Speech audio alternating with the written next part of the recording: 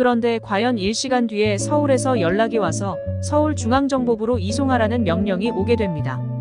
그때부터 수사관들은 얼굴이 경직되면서 선생님 죄송했습니다. 저희들이 몰라 배웠습니다. 하면서 공손한 자세로 바뀝니다. 서울로 호송하면서 호송차 안에서 자기네들 진급이나 기타 인생사를 공손하게 물어보고 최대한 극진하게 대접하게 됩니다. 1977년인가는 전국에 가뭄이 엄청 듭니다. 당시 농림수산부 장관은 대통령 지시로 양수기를 사들여서 전국에 물을 대라는 지시를 받습니다. 당시 농산부는 재정이 빈약하므로 전국에 양수기를 보급할 돈도 없고 그 많은 양수기를 구입하면 가을 이후 농산부를 운영할 재정이 없게 되는 진퇴양난에 빠집니다. 그때 농수산부 장관은 박재현 선생을 찾아가서 비가 언제 올지를 물어봅니다. 당시는 지금처럼 기상관측이 발전한 시대가 아닙니다. 박재현 왈 일주일 후 저녁 6시부터 비가 올 테니 양수기 사지 마시온 하고 답해줍니다. 일주일 후 낮에 장관은 가슴이 조마조마해집니다. 태양이 너무나도 강렬하게 비추고 비 올 가능성은 제로이기 때문입니다. 비가 안 오면 나중에 대통령에게 어찌 보고할까? 점쟁이 말 듣고 양수기 구입 안 했다 하면 나는 잘릴 텐데. 걱정이 이만저만 아닙니다. 그런데 5시 반쯤부터 하늘이 거무거뭇해지더니 비가 6시부터 내리기 시작하고 전국적으로 큰 비가 오기 시작합니다. 농산부 장관은 즉시 박재현에게 전화 걸은 선생이 나를 살려줬습니다 하고 즉시 박재현에게 인사하러 갑니다. 박재현 선생 이야기의 핵심은 삼성과 와의 인연입니다. 이건희 회장의 아버지인 이병철 회장은 다른 재벌 오너와 달리 참으로 특이한 이였습니다. 그분은 어찌 보면 돈 버는 것보다 철학자 또는 종교 연구가처럼 보였습니다. 예를 들어 1987년 죽음 근처에 처한 이 회장은 천주교 박희봉 신부님에게 이신은 있는가?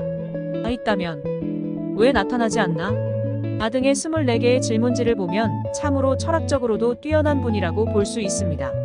철학적인 사람이다 보니 과학기술도 인정하지만 동양철학 주역의 원리 등에 심취했고 그분 역시 주역점을 어느 정도는 쳤습니다.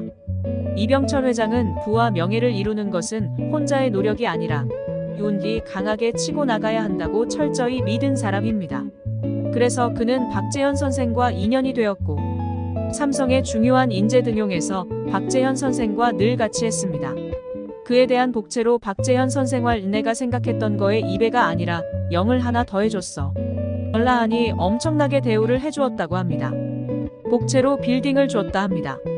이병철 회장은 철저히 이윤을 믿는 사람이었으므로 신통한 점쟁이라도 모든 것을 100% 맞추는 것은 불가능하다고 생각해 그 당시 제가 언급했던 대가 3명 박재환, 박재현, 이석영, 과제야의 고수들에게 사업운을 물어보았습니다. 교차 검증을 한 것이지요. 교차 검증에서 80% 이상 성공적인 사업은 무조건 실행하게 됩니다. 이건희 회장이 한국 반도체를 인수한 70년대 말 혼자 끙끙거릴 때 이병철 회장은 반도체가 무엇인지도 잘 몰랐지만 이 사업의 성공 가능성을 재산 박재현에게 물어보았습니다. 재산활지 사업은 삼성만이 아니라 국가를 먹여 살릴 테니 아들 믿고 계속 밀어주언 대답했습니다. 그 다음부터 이병철 회장은 반도체에 대해 공부하고 1980년에 실리콘밸리 가서 젊은 빌 게이츠와 스티브 잡스를 보면서 전자산업을 이해하고 혼자 허덕이던 이건희 회장을 밀어주었습니다.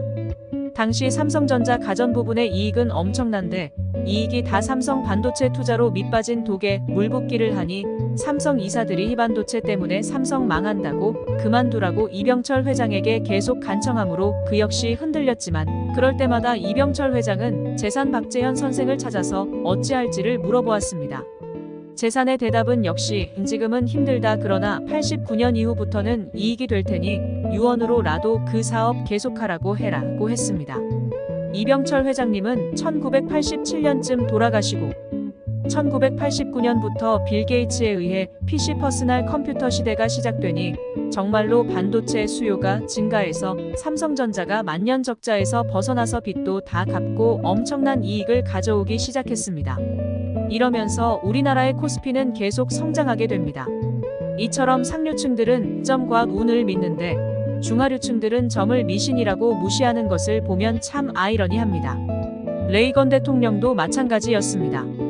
1986년 콜롬비아호 사건 있기 전에 낸시 여사가 점을 좋아해서 발사 날짜가 안 좋으니 바꾸라고 대통령에게 얘기합니다.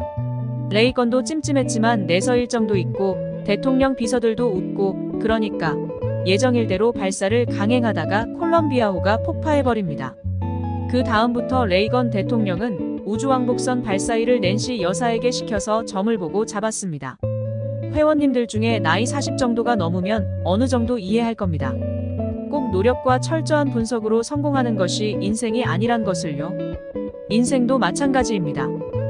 운의 흐름을 알고 돈, 시간 등을 투자하는 것이 훨씬 성공을 합니다. 삼성 창업주 이병철 회장처럼요.